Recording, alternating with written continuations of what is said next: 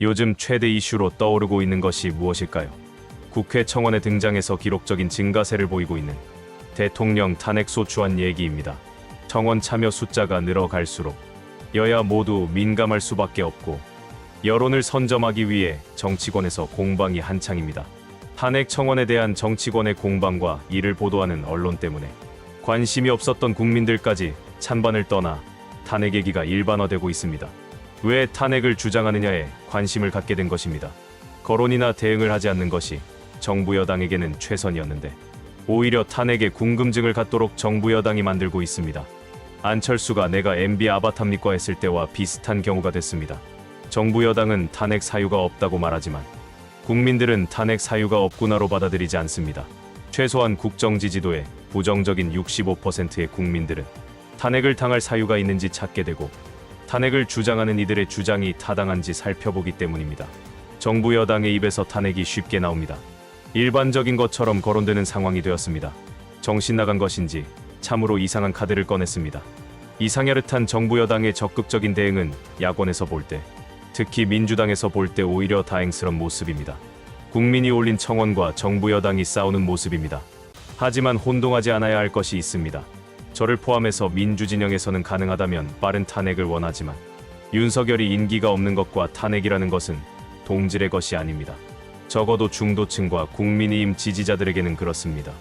우리나라 정치 지형은 40대 40입니다. 나머지 20이 중도층이라 할 수 있습니다. 중도층은 정치 무관심층이 아니라 양비론을 지닌 사람들이라 저는 생각합니다. 특정 정파에 애정이 없는 양비론자들은 사안 하나하나에 전혀 다른 지지와 반대를 표명합니다. 과거 노무현 대통령의 인기가 바닥을 칠 때 황당하게도 말 한마디를 문제 삼아 탄핵을 감행했습니다. 탄핵은 부결되었고 이후 치러진 총선에서 탄핵 역풍으로 열린우리당이 과반 이상을 얻었습니다. 진보 진영이 과반수 이상을 득표해서 보수 진영을 이긴 첫 번째 선거였습니다. 더불어민주당과 진보 진영이 윤석열의 탄핵을 원해도 대통령 정책 부정평가가 60% 이상이라는 그것만 보아선 안 되는 이유입니다.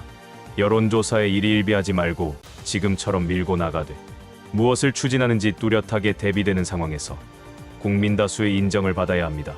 그 중에서도 특히 중도층이 볼 때 야권의 극적인 변화가 필요한 것이 아니라 대통령 탄핵 외에는 방법이 없다, 어쩔 수 없구나. 그렇게 중도층 탄핵 여론이 적어도 과반 이상이 나타나야 탄핵 추진은 순리가 됩니다. 현재 민주당과 조국혁신당이 밀어붙이는 정부 견제, 국회를 통한 정책 드라이브에는 역풍이 사실상 없습니다. 여야의 장기간 대치, 그것도 극단적인 대치에 국민들이 필요해하고 정부 여당과 공권력에 의한 언론 공작이 극에 달해서 숫자에서 압도적인 야권의 비판 여론이 조금 생긴다 해도 그것은 일시적입니다. 역풍을 우려할 필요가 없습니다. 그렇게 하라고 총선에서 192석을 몰아주었습니다. 오히려 역풍은 야권이 이리저리 눈치 보면서 일관성을 잃어버리고 갈지자 행보를 할 때 나타날 것입니다. 윤석열 정권 지지도와 탄핵은 본질이 다름으로 한 계단 한 계단 오르듯이 여유가 필요합니다. 탄핵 청원을 시작으로 진보 진영에 머물던 탄핵 여론이 국민들 중심으로 다가서고 있습니다. 탄핵을 추진해달라는 청원은 얼마의 사람들이 참여하느냐에 따라 해프닝에 그칠 수도 있고 국민적 관심사가 되어 대세가 될 수도 있습니다. 대세가 된다면 국민의힘은 흔들릴 수밖에 없고 야권은 여론을 등에 업고 비로소 추진할 명분을 가지게 됩니다. 해병대 특검 추진이나 정부를 견제하는 모습, 대응하는 정부 여당의 모습을 보면서 청원과 별개로 국민 여론이 탄핵으로 모아질 수도 있을 것입니다. 국민청원은 기폭제 역할만 해줘도 됩니다. 청원에 동참하는 인원이 500만 명을 넘는다면, 1000만 명을 넘는다면 탄핵은 국민 여망이 될 것입니다. 500만 1000만이 이뤄진다면 더할 나위 없습니다만, 하지만 현실적으로 쉽지 않은 숫자입니다. 윤석열 탄핵 국민청원이 화제성을 키워가는 이유는 사실 정치인들의 공방이 원인이 아니라 정치권의 공방이 민감하게 나타날 만큼 일반 국민들의 참여도가 가파르게 상승하는 모습이기 때문입니다.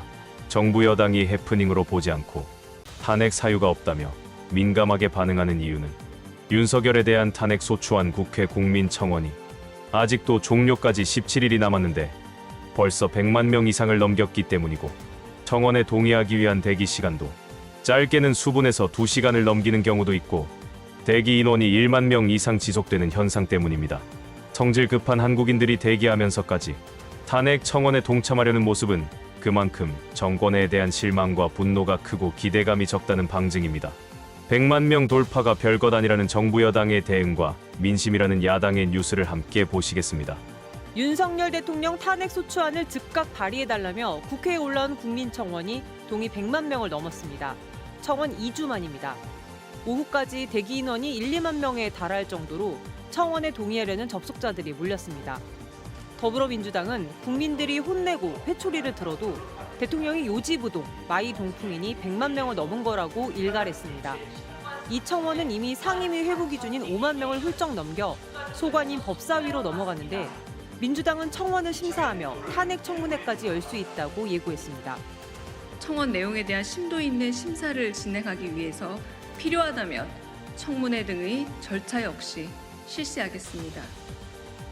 야당들은 청문회를 열고 필요하면 윤 대통령을 직접 출석시키자 이미 국민에 의한 정치적 탄핵이 시작됐다고 가세했습니다. 3년도, 석 달도, 3일도 길다는 국민이 먼저 시작한 청원입니다. 그러니 국민의 뜻을 받아 본인에게 물어봐야 하지 않겠습니까? 여당은 탄핵 청원은 국민 자유지만 탄핵 사유가 없는 건 명백하다며 문재인 정부 때도 있었던 일이라고 밝혔습니다. 지난 문재인 정권에서도 청와대 국민청원에 140만 명이 넘는 국민이 문재인 대통령에 대해서 탄핵을 해야 한다 하는 청원을 했었죠. 문재인 정부 시절 청와대 홈페이지에 있었던 국민청원 게시판에는 탄핵 찬성글이 올라와 146만여 명이 동의한 바 있지만 반대로 대통령을 응원한다는 글도 150만 명의 동의를 얻었습니다. 하지만 윤석열 정부에는 해당 게시판이 사라지면서 국민들이 국회 청원 게시판으로 몰려가 의사를 표시하는 걸로 보입니다. 탄핵 청원이 급증하는 데 대해 대통령실 관계자는 명백한 위법 사항이 없다면 탄핵이 가능할 거라고 보진 않는다며 다만 탄핵을 언급하며 국정을 어렵게 만드는 상황을 주시하고 있다고만 말했습니다. 앞서 보신 탄핵 청원 사유 중 하나가 바로 김건희 여사의 명품백 수수 의혹이죠. 얼마 전 권익위가 분명히 이 명품백은 대통령 기록물이라 했는데 작년 말 공개된 대통령 기록물 생산 현황엔 이 백이 없습니다. 권익위는 대통령 기록물이니까 문제가 없다고 그랬던 건데 정작 대통령실은 대통령 기록물인지 여부도 아직 판단하지 않았다 하고 서로 말도 안 맞고 중간에 시간도 한참 뜨는 거죠. 석연치 않은 해명에 논란만 더욱 커지고 있습니다. 국회 운영위에 출석한 정진석 대통령 비서실장은 몇 가지 해명을 내놨습니다. 가방은 뜯지 않고 보관 중입니다. 명품백은 포장체로 뜯지 않고 사용하지 않고 보관 중에 있습니다. 기록물 여부는 아직 판단하지 않았다는 겁니다.